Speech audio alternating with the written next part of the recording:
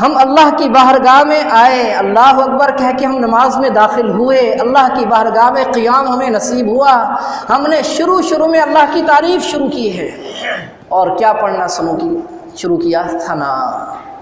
اور یہ تعریف میں نے اپنی طرف سے نہیں کی، آپ نے اپنی طرف سے شروع نہیں کی، ہم نے اللہ کی بارگاہ میں پہنچتے ہوئے ان الفاظ کے ساتھ اپنے رب کی تعریف شروع کر دی جو الفاظ اور کلمات ہمارے پیارے نبی آپ صلی اللہ علیہ وسلم نے ہمیں بتائے کہ اللہ کی بارگاہ میں حاضری ہے، اللہ کی تعریف کرنی ہے، اور کیسے کن الفاظ سے کرنی ہے؟ آپ نے فرمایا یہ الفاظ پڑھو، سبحانک اللہم وبحمدک وتبارک اسمک وتعالی جدک ولا الہ غیرک۔ یہ اپنے رب کی تعریف ہے، اور یہ تعریف ہمارے پیارے نبی نے ہمیں بتائی ہے۔ جب اللہ کی بارگاہ میں حاضری کا موقع ملے اور شرف نصیب ہو، تم اپنے رب کی بارگاہ میں کھڑے ہو کے اپنے رب کی اس طرح تعریف کرو اور کہو سبحانک اللہ، اے اللہ آپ ہر عیب سے پاک ہیں، سبحانک اللہ وبحمدک، اور ساری تعریفیں آپ کی ہیں، وتبارک اسمک، اور آپ کا نام بڑی برکت والا ہے، وتعالی جدک، آپ بہت بڑی بزرگی والے اور عظمت والے ہیں، ولا الہ غیرک، اے اللہ پاک آپ کی شان یہ ہے کہ اس کائنات میں آپ کے علاوہ کوئی عبادت کے لائق نہیں، عبادت کے لائق نہیں۔ یہ ہم نے اپنے رب کی نماز میں اللہ کی بارگاہ میں پہنچتے ہوئے سب سے پہلے تعریف کی، ثنا پڑھی، الفاظ بھی درست اور اس کا مفہوم بھی ہو کہ میں اپنے رب کی تعریف میں کیا کہہ رہا ہوں۔ میں نے اللہ کی تعریف کی، اللہ کی پاکیزگی بیان کی، اللہ کی بزرگی بیان کی، اور اس بات کا اقرار کیا ہے اللہ پاک عبادت کے لائق آپ ہے۔ اب اس کے بعد ہمیں اللہ کی تعریف کو اور آگے بڑھانا ہے۔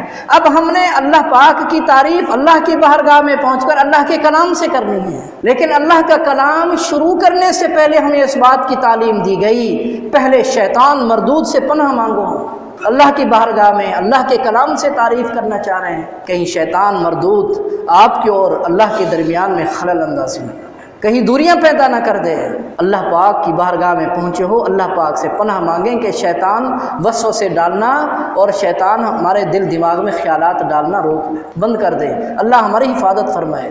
میں تعوذ پڑھو، اعوذ باللہ من الشیطان الرجیم، اعوذ باللہ بھی صحیح پڑھیں، الفاظ صحیح و معنی آتا ہوں۔ اے اللہ پاک ہم نے پڑھ لیے۔ اب حکم آیا کہ قرآن پاک کی تلاوت کر رہے ہیں، اللہ پاک کا کلام شروع کرنے سے پہلے اپنی زبان اور منہ کو پاک اور صاف کرو۔ آپ نے کلی کی تھی، مسواک کیا تھا، منہ کو پاک صاف کیا تھا، یہ ظاہری شکل تھی۔ ایک روحانی اور معنوی شکل اس منہ کی پاکیزگی کی یہ ہے، تم رب کا نام لو اور رحمان اور رحیم کہو، اور بسم اللہ الرحمن الرحیم پڑھو، بسم اللہ الرحمن الرحیم۔ آپ کی زبان اور آپ کے منہ کا اندر کا حصہ ہر طرح کی نجاستوں سے، غلاظتوں سے، گناہوں کے اثرات سے پاک اور صاف ہو گیا۔ اب آپ اس قابل ہو گئے، اب اپنے رب کی تعریف کریں اللہ کے کلام سے۔ اے اللہ پاک کون سی سورت پڑھوں؟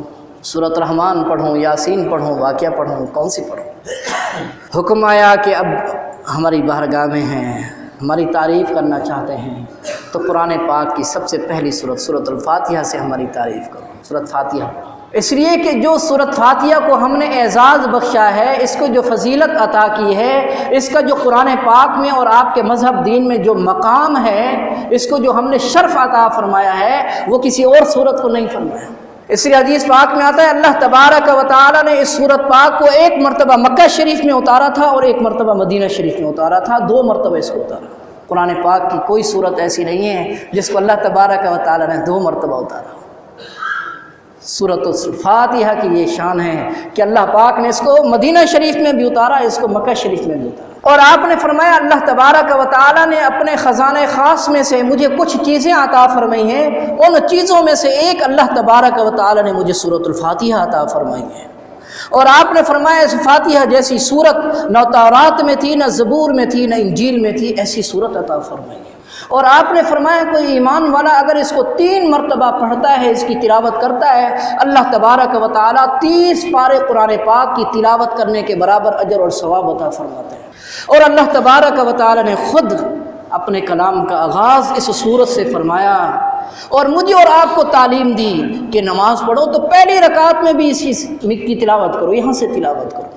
दूसरी रकात में आप खड़े हों तो बिस्मिल्लाह पढ़ के फिर भी यही सूरत पढ़ो, तीसरी रकात में है तो फिर भी ये सूरत पढ़ो, चौथी रकात में है तो फिर भी ये सूरत पढ़ो। क्या शान है इस सूरत की कि अल्लाह तबारक व तआला ने नमाज की हर रकात में इसको पढ़ने की तालीम दी। काश कि अल्लाह तबारक व तआला हमें सूरतुल फातिहा की सच्ची मोहब्बत अता फरमा दें, इसकी अज़मत हमारे दिलों में बिठा दें, हम इसको पढ़ने वाले बन जाएं। तो अल्लाह की बारगाह में पहुँचे, सना की आपने, तावुज़ पढ़ी, तस्मिया पढ़ी, अब आपने अल्लाह के कलाम से अल्लाह की बारगाह में खड़े होकर हाथ बांधे हुए हैं, सर झुका हुआ है, नज़रें झुकी हुई हैं और अल्लाह की तारीफ़ शुरू कर रहे हैं आप। अल्लाहु अकबर। आप सल्लल्लाहु अलैहि वसल्लम ने इरशाद फरमाया, जब ईमान वाला नमाजी नमाज की हालत में सूरतुल फातिहा पढ़ता है, जो ही अपने रब की तारीफ़ करता है, अल्लाह पाक उसको जवाब देते रहते हैं, अल्लाह पाक उसको जवाब देते रहते हैं। जब ये कहता है अल्हम्दुलिल्लाहि रब्बिल आलमीन, ये नमाजी ईमान वाला नमाज में अल्लाह की बारगाह में खड़े हुए,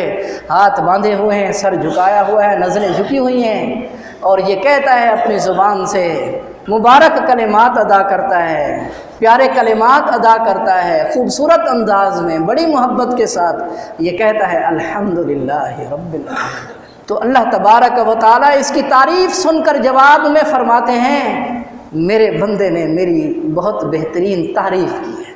अल्लाह पाक जवाब देते हैं कि मेरे बंदे ने मेरी तारीफ़ की है, मेरी हम्द बयान की है, हम्द अल्हम्दुलिल्लाहि रब्बिल आलमीन।